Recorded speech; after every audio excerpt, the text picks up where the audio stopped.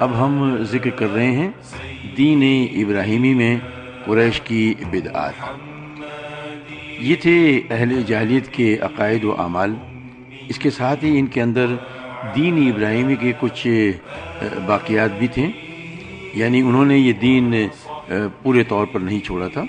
چنانچہ وہ بیت اللہ کی تعظیم اور اس کا طواف کرتے تھے، حج و عمرہ کرتے تھے، عرفات و مزدلفہ میں ٹھہرتے تھے اور ہدی کے جانوروں کی قربانی بھی کرتے تھے۔ البتہ انہوں نے اس دین ابراہیمی میں بہت سی بدعتیں ایجاد کر کے شامل کر دی تھیں۔ مثلا قریش کی ایک بدعت یہ تھی کہ وہ کہتے تھے کہ ہم حضرت ابراہیم علیہ السلام کی اولاد ہیں، حرم کے پاسبان، بیت اللہ کے والی اور مکہ کے باشندے ہیں، کوئی شخص ہمارا ہم مرتبہ نہیں اور نہ کسی کے حقوق ہمارے حقوق سے مساوی ہیں، اور اسی بنا پر یہ اپنا نام حمص یعنی بہادر اور کرم جوش رکھتے تھے، اور لہٰذا ہمارے شایان شان نہیں کہ ہم حدود حرم سے باہر جائیں۔ چنانچہ حج کے دوران یہ لوگ عرفات نہیں جاتے تھے اور نہ وہاں سے اضافہ کرتے تھے، بلکہ مزدلفہ ہی میں ٹھہر کر وہیں سے افادہ کر لیتے تھے۔ اللہ تعالیٰ نے اس بدعت کی اصلاح کرتے ہوئے فرمایا، آیات کا ترجمہ ہے، یعنی تم لوگ بھی وہیں سے افادہ کرو جہاں سے سارے لوگ افادہ کرتے ہیں۔ ان کی ایک بدعت یہ بھی تھی کہ وہ کہتے تھے کہ حمص قریش کے لیے احرام کی حالت میں پنیر اور گھی بنانا درست نہیں، اور نہ یہ درست ہے کہ بال والے گھر یعنی کمبل کے خیمے میں داخل ہوں، اور نہ یہ درست ہے کہ یہ سایہ حاصل کرنا ہو تو چمڑے کے خیمے کے سوا کہیں اور سایہ حاصل کریں۔ ان کی ایک بدعت یہ بھی تھی کہ وہ کہتے تھے کہ بیرون حرم کے باشندے حج یا عمرہ کرنے کے لیے آئیں اور بیرون حرم سے کھانے کی کوئی چیز لے کر آئیں تو اسے ان کے لیے کھانا درست نہیں۔ ایک بدعت یہ بھی تھی کہ انہوں نے بیرون حرم کے باشندوں کو حکم دے رکھا تھا کہ وہ حرم میں آنے کے بعد پہلا طواف حمص سے حاصل کیے ہوئے کپڑوں ہی میں کریں۔ چنانچہ اگر ان کا کپڑا دستیاب نہ ہو تو مرد ننگے طواف کرتے اور عورتیں اپنے سارے کپڑے اتار کر صرف ایک چھوٹا سا کھلا ہوا کرتا پہن لیتی اور اسی میں طواف کرتی، اور دوران طواف یہ شعر پڑھتی جاتی، آج کچھ یا کل شرمگاہ کھل جائے گی، لیکن جو کھل جائے میں اسے دیکھنا حلال نہیں قرار دیتی۔ اللہ تعالیٰ نے اس خرافات کے خاتمے کے لیے فرمایا، اے آدم کے بیٹو، ہر مسجد کے پاس اپنی زینت اختیار کر لیا کرو۔ بہرحال اگر کوئی عورت یا مرد برتر اور معزز بن کر بیرون حرم سے لائے ہوئے اپنے ہی کپڑوں میں طواف کر لیتا تو طواف کے بعد ان کپڑوں کو پھینک دیتا، ان سے نہ خود فائدہ اٹھاتا نہ کوئی اور۔ قریش کی ایک اور بدعت یہ بھی تھی کہ وہ حالت احرام میں گھر کے اندر دروازے سے داخل نہ ہوتے تھے، بلکہ گھر کے پچھواڑے ایک بڑا سا سوراخ بنا لیتے اور اسی سے آتے جاتے تھے، اپنے اس اجڑ پڑنے کو نیکی سمجھتے تھے۔ قرآن کریم نے اس سے بھی منع فرمایا۔ یہی دین یعنی شرک و بت پرستی اور توہمات و خرافات پر مبنی عقیدہ و عمل والا دین عام اہل عرب کا دین تھا۔ اس کے علاوہ جزیرۃ العرب کے مختلف اطراف میں یہودیت، مسیحیت، مجوسیت اور صابیت نے بھی درانے کے مواقع پا لیے تھے، لہٰذا ان کا تاریخی خاکہ بھی مختصر جو ہے ہم آپ کو بتا رہے ہیں۔ جزیرۃ العرب میں یہود کے کم از کم 2 ادوار ہیں۔ پہلا دور اس وقت سے تعلق رکھتا ہے جب فلسطین میں بابل اور عاشور کی حکومت کی فتوحات کے سبب یہودیوں کو ترک وطن کرنا پڑا۔ اس حکومت کی سخت گیری اور بخت نصر کے ہاتھوں میں یہودی بستیوں کی تباہی، ویرانی، ان کی ہیکل کی بربادی اور ان کی اکثریت کے ملک بابل کی جلا وطنی کا نتیجہ یہ ہوا کہ یہود کی ایک جماعت فلسطین چھوڑ کر حجاز کے شمالی اطراف میں آ بسی۔ دوسرا دور اس وقت شروع ہوتا ہے جب ٹائٹس رومی کی زیر قیادت 70 عیسوی میں رومیوں نے فلسطین پر قبضہ کیا۔ اس موقع پر رومیوں کے ہاتھوں یہودیوں کی اور ان کے ہیکل کی بربادی کا نتیجہ یہ ہوا کہ متعدد یہودی قبیلے حجاز بھاگ آئے اور یثرب، خیبر اور تیمہ میں آباد ہو کر یہاں اپنی باقاعدہ بستیاں بسا لیں اور قلعے اور گھڑیاں تعمیر کر لیں۔ ان تارکین وطن یہود کے ذریعے عرب باشندوں میں کس قدر یہودی مذہب کا بھی رواج ہوا، اور اسے بھی ظہور اسلام سے پہلے اور اس کی ابتدائی دور کی سیاسی حوادث میں ایک قابل ذکر حیثیت حاصل ہو گئی۔ ظہور اسلام کے وقت مشہور یہودی قبائل یہ تھے: خیبر، نذیر، مستلق، قریظہ اور قینقاع۔ سمہودی نے وفا الوفا میں ذکر کیا ہے کہ یہود قبائل کی تعداد 20 سے زیادہ تھی۔ یہودیت کو یمن میں بھی فروغ حاصل ہوا۔ یہاں اس کے پھیلنے کا سبب تبان اسد ابو کرب تھا۔ یہ شخص جنگ کرتا ہوا یثرب پہنچا، وہاں یہودیت قبول کر لی اور بنو قریظہ کے 2 یہودی علماء کو اپنے ساتھ یمن لے آیا، اور ان کے ذریعے یہودیت کو یمن میں وسعت اور پھیلاؤ حاصل ہوا۔ ابو کرب کے بعد اس کا بیٹا یوسف ذو نواس یمن کا حاکم ہوا، تو اس نے یہودیت کے جوش میں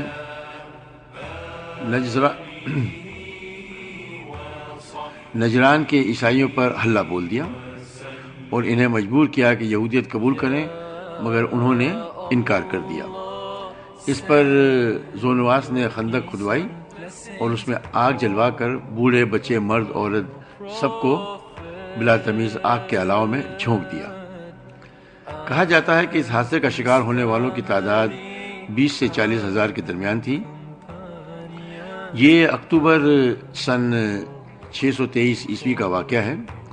قرآن مجید میں سورہ برج میں اس واقعے کا ذکر کیا ہے۔ جہاں تک عیسائی مذہب کا تعلق ہے تو بلاد عرب میں اس کی آمد حبشی اور رومی قبضہ گیروں کی اور فاتحین کے ذریعے ہوئی۔ ہم پچھلے پروگرام میں بتا چکے ہیں کہ یمن پر حبشیوں کا قبضہ پہلی بار 340 عیسوی میں ہوا اور 378 تک برقرار رہا۔ اس دوران یمن میں مسیح مشن کام کرتا رہا۔ تقریباً اسی زمانے میں ایک مستجاب دعوات اور صاحب کرامات زاہد، جس کا نام فیمیون تھا، نجران پہنچا اور وہاں کے باشندوں کو عیسائی مذہب کی تبلیغ کی۔ اہل نجران نے اس کی اور اس کے دین کی سچائی کی کچھ ایسی علامات دیکھیں کہ وہ عیسائیت کے ہلکا بگوش ہو گئے۔ پھر ذو نواس کی کارروائی کے رد عمل کے طور پر حبشیوں نے دوبارہ یمن پر قبضہ کیا اور ابرہہ نے حکومت یمن کی باغ ڈور اپنے ہاتھ میں لے لی۔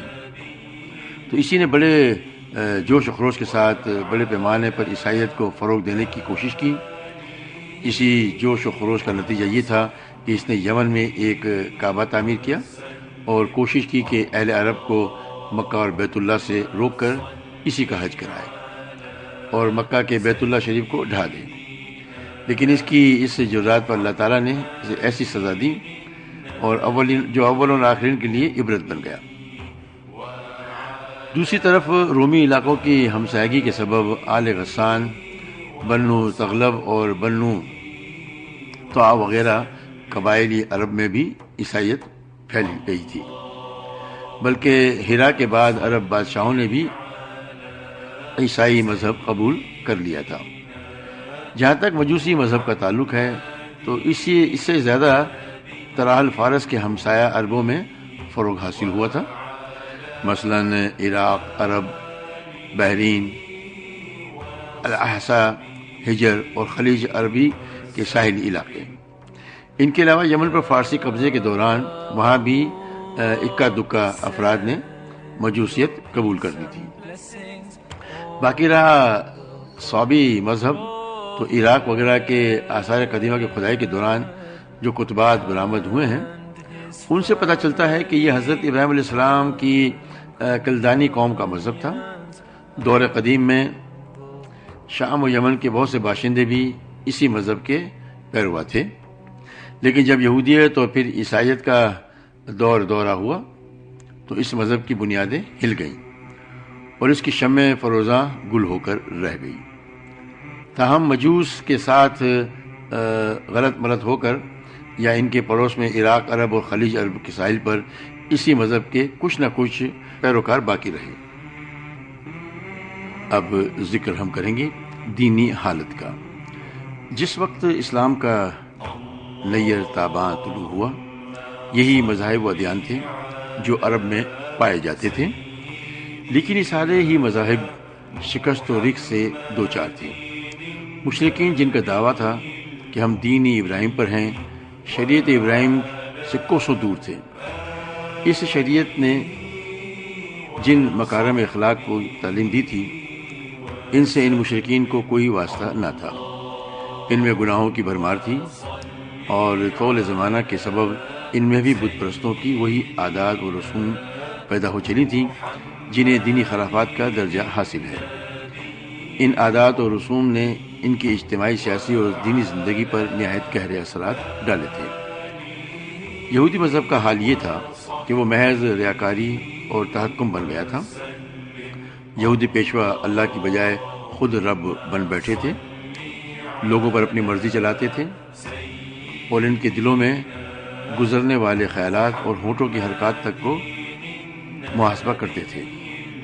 ان کی ساری توجہ اس بات پر مرکوز تھی کہ کسی طرح مال اور ریاست حاصل ہو، خواہ دین برباد ہی کیوں نہ ہو اور کفر و الحاد کو فروغ ہی کیوں نہ حاصل ہو، اور ان تعلیمات کے ساتھ تساہل ہی کیوں نہ برتا جائے جن کی تصدیق کا اللہ تعالیٰ نے ہر شخص کو حکم دیا ہے اور جن پر عمل درآمد کی ترغیب دی ہے۔ عیسائیت ایک ناقابل فہم بت پرستی بن گئی تھی۔ اس نے اللہ اور انسان کو عجیب طرح سے غلط ملت کر دیا تھا۔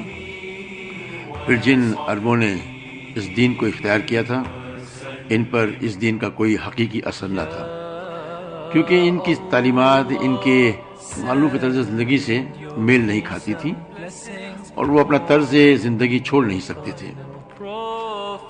باقی ادیان عرب کے ماننے والوں کا حال مشرکین ہی جیسا تھا، کیونکہ ان کے دل یکساں تھے، عقائد ایک سے تھے اور رسم و رواج میں ہم آہنگی تھی۔ جزیرۃ العرب کے سیاسی اور مذہبی حالات بیان کر لینے کے بعد اب وہاں کے اجتماعی، اقتصادی اور اخلاقی حالات کا ہم ذکر کر رہے ہیں۔ پہلے ذکر کریں گے اجتماعی حالات کا۔ عرب آبادی مختلف طبقات پر مشتمل تھی اور ہر طبقے کے حالات ایک دوسرے سے بہت زیادہ مختلف تھے۔ چنانچہ طبقہ اشراف میں مرد عورت کا تعلق خاصا ترقی یافتہ تھا۔ عورت کو بہت کچھ خود مختاری حاصل تھی، اس کی بات مانی جاتی تھی اور اس کا احترام اور تحفظ کیا جاتا تھا۔ اس راہ میں تلواریں نکل پڑتی تھیں اور خون ریزیاں ہو جاتی تھیں۔ آدمی جب اپنے کرم و شجاعت پر، جسے عرب میں بڑا بلند مقام حاصل تھا، اپنی تعریف کرنا چاہتا تو عموماً عورت ہی کو مخاطب کرتا۔ بسا اوقات عورت چاہتی تو قبائل کو صلح کے لیے اکٹھا کر دیتی اور چاہتی تو ان کے درمیان جنگ اور خون ریزی کے شعلے بھڑکا دیتی، لیکن ان سب کے باوجود بلا نزاع مرد ہی کو خاندان کا سربراہ مانا جاتا تھا اور اس کی بات فیصلہ کن ہوا کرتی تھی۔ اس طبقے میں مرد و عورت کا تعلق عقد نکاح کے ذریعے ہوتا تھا اور یہ نکاح عورت کے اولیاء کے زیر نگرانی انجام پاتا تھا۔ عورت کو یہ حق نہ تھا کہ ان کی ولایت کے بغیر اپنے طور پر اپنا نکاح کر لے۔ ایک طرف طبقہ اشراف کا یہ حال تھا تو دوسری طرف دوسرے طبقوں میں مرد و عورت کے اختلاط کی اور بھی کئی صورتیں تھیں جنہیں بدکاری و بے حیائی و فحشکاری اور زناکاری کے سوا کوئی اور نام نہیں دیا جا سکتا۔ حضرت عائشہ رضی اللہ تعالی عنہا کا بیان ہے کہ جاہلیت میں نکاح کی 4 صورتیں تھیں۔ ایک تو وہی صورت تھی جو آج بھی لوگوں میں رائج ہے کہ ایک آدمی دوسرے آدمی کو اس کی زیر ولایت لڑکی کے لیے نکاح کا پیغام دیتا، پھر منظوری کے بعد مہر دے کر اس سے نکاح کر لیتا۔ اور دوسری صورت یہ تھی کہ عورت جب حیض سے پاک ہوتی تو اس کا شوہر کہتا کہ فلاں شخص کے پاس پیغام بھیج کر اس سے اس کی شرمگاہ حاصل کرو، یعنی زنا کراؤ، اور شوہر خود اس سے الگ تھلگ رہتا اور اس کے قریب نہ جاتا، یہاں تک کہ واضح ہو جاتا کہ جس آدمی سے شرمگاہ حاصل کی تھی یعنی زنا کرایا تھا اس سے حمل ٹھہر گیا ہے۔ جب حمل واضح ہو جاتا تو اس کے بعد اگر شوہر چاہتا تو اس عورت کے پاس جاتا۔ ایسا اس لیے کیا جاتا تھا کہ لڑکا شریف و باکمال پیدا ہو۔ اس نکاح کو نکاح استبداء کہا جاتا تھا اور اسی کو ہندوستان میں نیوک کہتے ہیں۔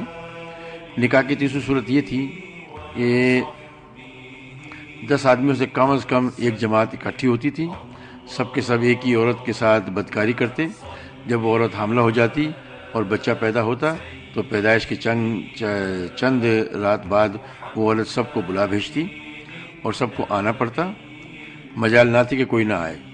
اس کے بعد وہ عورت کہتی کہ آپ لوگوں کا جو معاملہ تھا وہ تو آپ لوگ جانتے ہی ہیں، اور اب میرے بطن سے بچہ پیدا ہوا ہے اور اے فلاں وہ تمہارا بیٹا ہے۔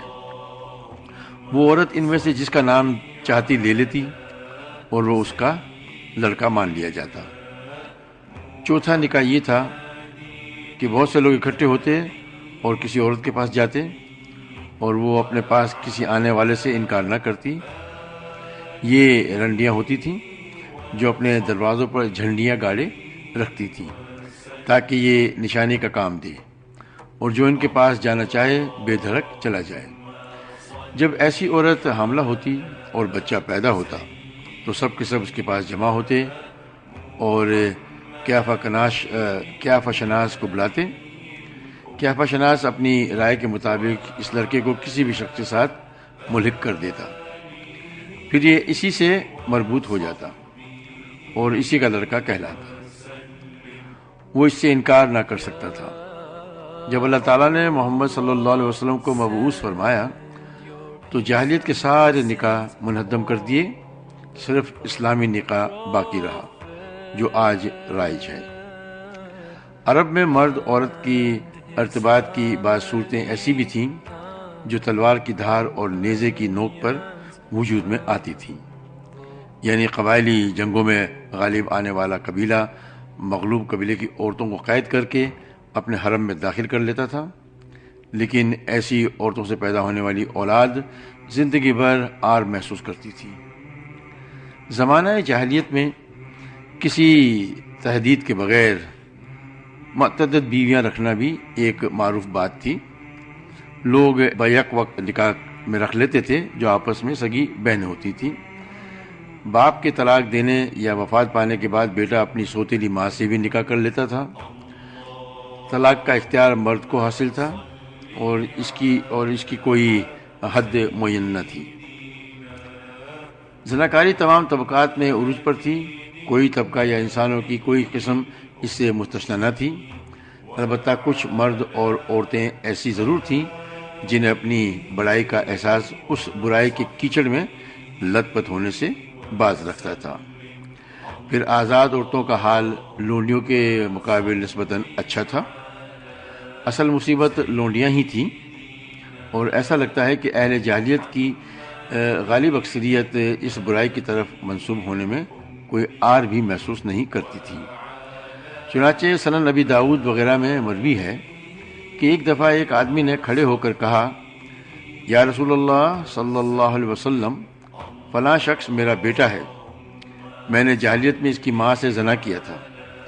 رسول اللہ صلی اللہ علیہ وسلم نے فرمایا، اسلام میں ایسے دعوے کی کوئی گنجائش نہیں، جاہلیت کی بات گئی، اب تو لڑکا اسی کا ہوگا جس کی بیوی ہو یا لونڈی ہو، اور زناکار کے لیے پتھر ہے۔ اور حضرت سعد بن ابی وقاص رضی اللہ عنہ اور عبد بن زما کے درمیان زما کی لونڈی کے بیٹے عبد الرحمن بن زما کے بارے میں جو جھگڑا پیش آیا تھا وہ بھی معلوم و معروف ہے۔ جاہلیت میں باپ بیٹے کا تعلق بھی مختلف نوعیت کا تھا۔ کچھ تو ایسے تھے جو کہتے تھے ہماری اولاد ہمارے کلیجے ہیں جو روئے زمین پر چلتے پھرتے ہیں، لیکن دوسری طرف کچھ ایسے بھی تھے جو لڑکیوں کو رسوائی اور خرچ کے خوف سے زندہ دفن کر دیتے تھے اور بچوں کو فکر و فاقہ کے ڈر سے مار ڈالتے تھے۔ لیکن یہ کہنا مشکل ہے کہ یہ سنگ دلی بڑے پیمانے پر رائج تھی، کیونکہ عرب اپنے دشمن سے اپنی حفاظت کے لیے دوسروں کی بنسبت کہیں زیادہ اولاد کے محتاج تھے اور اس کا احساس بھی رکھتے تھے۔ جہاں تک سگے بھائیوں، چچیرے بھائیوں اور کنبے قبیلے کے لوگوں کے باہمی تعلقات کا معاملہ ہے تو یہ خاصے پختہ اور مضبوط تھے، کیونکہ عرب کے لوگ قبائلی عصبیت ہی کے سہارے جیتے اور اسی کے لیے مرتے تھے۔ قبیلے کے اندر باہمی تعاون اور اجتماعیت کی روح پوری طرح کار فرما ہوتی تھی، جسے عصبیت کا جذبہ مزید دو آتشہ رکھتا تھا۔ در حقیقت عصبیت اور قرابت کا تعلق ہی ان کے اجتماعی نظام کی بنیاد تھا۔ وہ لوگ اس مثل پر اس کے لفظی معنی کے مطابق عمل پیرا تھے کہ اپنے بھائی کی مدد کرو خواہ ظالم ہو یا مظلوم۔ اس مثل کے معنی میں ابھی وہ اصلاح نہیں ہوئی تھی جو بعد میں اسلام کے ذریعے کی گئی، یعنی ظالم کی مدد یہ ہے کہ اسے ظلم سے باز رکھا جائے۔ البتہ شرف اور سرداری میں ایک دوسرے سے آگے نکل جانے کا جذبہ بہت سی دفعے ایک ہی شخص سے وجود میں آنے والے قبائل کے درمیان جنگ کا سبب بن جایا کرتا تھا، جیسا کہ اوس و خرج، ابس وغیرہ کے واقعات میں دیکھا جا سکتا ہے۔ جہاں تک مختلف قبائل کے ایک دوسرے سے تعلقات کا معاملہ ہے تو یہ پوری طرح شکستہ و ریختہ تھے۔ قبائل کی ساری قوت ایک دوسرے کے خلاف جنگ میں فنا ہو رہی تھی، البتہ دین اور خرافات کے آمیزے سے تیار شدہ بعض رسوم و عادات کی بدولت بسا اوقات جنگ کی حدت و شدت میں کمی آ جاتی تھی اور بعض حالات میں مولتاً حلف اور تابعداری کے اصولوں پر مختلف قبائل یکجا ہو جاتے تھے۔ علاوہ ازیں حرام مہینے میں ان کی زندگی اور حصول معاش کے لیے سراپا رحمت و مدد تھے۔ خلاصہ یہ کہ اجتماعی حالت ضعف و بے بصیرتی کی پستی میں گری ہوئی تھی۔ جہل اپنی تناب تانے ہوئے تھا اور خرافات کا دور دورہ تھا۔ لوگ جانوروں جیسی زندگی گزار رہے تھے، عورت بیچی اور خریدی جاتی تھی اور بعض اوقات اس سے مٹی اور پتھر جیسا سلوک کیا جاتا تھا۔ قوم کے باہمی تعلقات کمزور بلکہ ٹوٹے ہوئے تھے اور حکومتوں کے سارے عزائم اپنی رعایا سے خزانے بھرنے یا مخالفین پر فوج کشی کرنے تک محدود تھے۔ اب ذکر کریں گے اقتصادی حالات کا۔ اقتصادی حالت اجتماعی حالت کے تابع تھی۔ اس کا اندازہ عرب کے ذرائع معاش پر نظر ڈالنے سے ہو سکتا ہے کہ تجارت ہی ان کے نزدیک ضروریات زندگی حاصل کرنے کا سب سے اہم ذریعہ تھی، اور معلوم ہے کہ تجارتی آمد و رفت امن و سلامتی کی فضا کے بغیر آسان نہیں۔ اور جزیرۃ العرب کا حال یہ تھا کہ سوائے حرمت والے مہینوں کے امن و سلامتی کا کہیں وجود نہ تھا۔ یہی وجہ ہے کہ صرف حرام مہینوں ہی میں عرب کے مشہور بازار عکاظ، ذل مجاز اور مجنہ وغیرہ لگتے تھے۔ جہاں تک صنعتوں کا معاملہ ہے تو عرب اس میدان میں ساری دنیا سے پیچھے تھے۔ کپڑے کی بنائی اور چمڑے کی دباغت وغیرہ کی شکل میں جو چند صنعتیں پائی جاتی تھیں وہ زیادہ تر یمن اور شام کے متصل علاقوں میں تھیں۔ البتہ اندرون عرب کھیتی باڑی اور غلہ بانی کا کس قدر رواج تھا۔ ساری عرب عورتیں سوت کاٹتی تھیں، لیکن مشکل یہ تھی کہ سارا مال و متاع ہمیشہ لڑائیوں کی زد میں رہتا تھا۔ فکر و پھوک کی وبا عام تھی اور لوگ ضروری کپڑوں اور لباس سے بھی بڑی حد تک محروم رہتے تھے۔ ذکر ہو رہا ہے اخلاق کا۔ یہ تو اپنی جگہ مسلم ہے کہ اہل جاہلیت میں خسیس و رذیل عادتیں اور وجدان و شعور و عقیل سلیم کے خلاف باتیں پائی جاتی تھیں، لیکن ان میں اپنے پسندیدہ اخلاق کے فاضلہ بھی تھے جنہیں دیکھ کر انسان دنگ اور ششدر رہ جاتا ہے۔ مثلاً کرم و سخاوت، یہ اہل جاہلیت کا ایسا وصف تھا جس میں وہ ایک دوسرے سے آگے نکل جانے کی کوشش کرتے تھے اور اس پر اس طرح فخر کرتے تھے کہ عرب کے آدھے اشعار اس کی نظر ہو گئے ہیں۔ اس وصف کی بنیاد پر کسی نے خود اپنی تعریف کی ہے تو کسی نے اور کی۔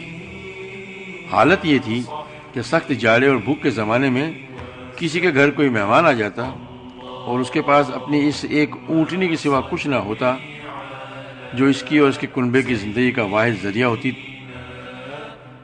تو بھی ایسی سنگین حالت کے باوجود اس پر سخاوت کا جوش غالب آ جاتا اور وہ اٹھ کر اپنے مہمان کے لیے اپنی اونٹنی ذبح کر دیتا۔ ان کے کرم ہی کا نتیجہ تھا کہ وہ بڑی بڑی دیت اور مالی ذمہ داریاں اٹھا لیتے تھے اور اسی طرح انسانوں کو بربادی اور خونریزی سے بچا کر دوسرے رئیسوں اور سرداروں کے مقابل فخر کرتے تھے۔ اسی کرم کا نتیجہ تھا کہ وہ شراب نوشی پر فخر کرتے تھے، اسی لیے نہیں کہ یہ بذات خود کوئی فخر کی چیز تھی، بلکہ اس لیے کہ یہ کرم و سخاوت کو آسان کر دیتی تھی، کیونکہ نشے کی حالت میں مال لٹانا انسانی طبیعت پر گراں نہیں گزرتا۔ اس لیے لوگ انگور کے درخت کو کرم اور انگور کی شراب کو بنت الکرم کہتے تھے۔ جاہلی اشعار کے دوادین پر نظر ڈالتی ہے تو یہ مدح فخر کا ایک اہم باب نظر آئے گا۔ انترا بن شداد ابسی اپنے ملکہ میں کہتا ہے، اس کا ترجمہ ہے، میں نے دوپہر کی تیزی رکنے کے بعد ایک زرد رنگ کی دھاری دار جام بلوری سے جو بائیں جانب رکھی ہوئی تابناک اور منہ بند خم کے ساتھ تھا، نشان لگی ہوئی صاف شفاف شراب کی، اور جب میں پی لیتا ہوں تو اپنا مال لٹا ڈالتا ہوں، لیکن میری آبرو بھرپور رہتی ہے، اس پر کوئی چوٹ نہیں آتی، اور جب میں ہوش میں آتا ہوں تب بھی سخاوت میں کوتاہی نہیں کرتا، اور میرا اخلاق و کرم جیسا کچھ ہے تمہیں معلوم ہے۔ ان کے کرمی کا نتیجہ تھا کہ وہ جوا کھیلتے تھے۔ ان کا خیال تھا کہ یہ بھی سخاوت کی ایک راہ ہے، کیونکہ انہیں جو نفع حاصل ہوتا یا نفع حاصل کرنے والوں کے حصے میں جو کچھ فاضل بچ رہتا اسے مسکینوں کو دے دیتے تھے۔ اس لیے قرآن پاک نے شراب و جوئے کے نفع کا انکار نہیں کیا، بلکہ یہ فرمایا ہے ان دونوں کا گناہ ان کے نفع سے بڑھ کر ہے۔ نمبر 2، وفائے عہد، یہ بھی دور جاہلیت کے اخلاق فاضلہ میں سے ہے۔ عہد کو ان کے نزدیک دین کی حیثیت حاصل تھی، جس سے وہ بہرحال چمٹے رہتے تھے اور اسی راہ میں اپنی اولاد کا خون اور اپنے گھر بار کی تباہی بھی ہیچ سمجھتے تھے۔ اسے سمجھنے کے لیے ہانی بن مسعود، شیبانی، سموال بن عادیہ اور حاجب بن زرارہ کے واقعات کافی ہیں۔ نمبر 3، خودداری اور عزت نفس، اس پر قائم رہنا اور ظلم و جبر برداشت نہ کرنا بھی جاہلیت کی معلوم اخلاق میں سے تھا۔ اس کا نتیجہ یہ تھا کہ ان کی شجاعت وغیرہ حد سے بڑھی ہوئی تھی، وہ فوراً بھڑک اٹھتے تھے اور ذرا سی بات پر جس سے ذلت وحانت کی بو آتی، شمشیر و سنان اٹھا لیتے اور نہایت خونریز جنگ چھیڑ دیتے۔ انہیں اس راہ میں اپنی جان کی قطعین پرواہ نہ رہتی۔ نمبر 4، عزائم کی تکمیل۔ اہل جاہلیت کی ایک خصوصیت یہ بھی تھی کہ جب وہ کسی کام کو مجدو و افتخار کا ذریعہ سمجھ کر انجام دینے پر تل جاتے تو پھر کوئی رکاوٹ انہیں روک نہیں سکتی تھی۔ وہ اپنی جان پر کھیل کر اس کام کو انجام دے ڈالتے تھے۔ نمبر 5، حلم و بردباری اور سنجیدگی۔ یہ بھی اہل جاہلیت کے نزدیک قابل ستائش خوبی تھی، مگر یہ ان کے حد سے بڑی ہوئی شجاعت اور جنگ کے لیے ہمہ وقت آمدگی کی عادت کے سبب نادر الوجود تھی۔ نمبر 6، بدوی سادگی، یعنی تمدن کی علائشوں اور داو پیش سے ناواقفیت اور دوری۔ اس کا نتیجہ یہ تھا کہ ان میں سچائی اور امانت پائی جاتی تھی۔ وہ فریب کاری اور بد عہدی سے دور اور متنفر تھے۔ ہم سمجھتے ہیں کہ جزیرۃ العرب کو ساری دنیا سے جو جغرافیائی نسبت حاصل تھی، اس کے علاوہ یہی وہ قیمتی اخلاق تھے جن کی وجہ سے اہل عرب کو بنی نوع انسانی کی قیادت اور رسالت عامہ کا بوجھ اٹھانے کے لیے منتخب کیا گیا، کیونکہ یہ اخلاق اگرچہ بعض اوقات شر و فساد کا سبب بن جاتے تھے اور انہی کی وجہ سے المناک حادثات پیش آ جاتے تھے، یہ فی نفس سے بڑے قیمتی اخلاق تھے جو تھوڑی سی اصلاح کے بعد انسانی معاشرے کے لیے نہایت مفید بن سکتے تھے، اور یہی کام اسلام نے انجام دیا۔ غالباً ان اخلاق میں بھی ایفائے عہد کے بعد عزت نفس اور پختگی عزم سب سے گراں قیمت اور نفع بخش جوہر تھا، کیونکہ اس قوت قاہرہ اور عزم مصمم کے بغیر شر و فساد کا خاتمہ اور نظام عدل کا قیام ممکن نہیں۔ اہل جاہلیت کے کچھ اور بھی اخلاق فاضلہ تھے، لیکن یہاں سب کا احاطہ کرنا یا بیان کرنا مقصود نہیں ہے۔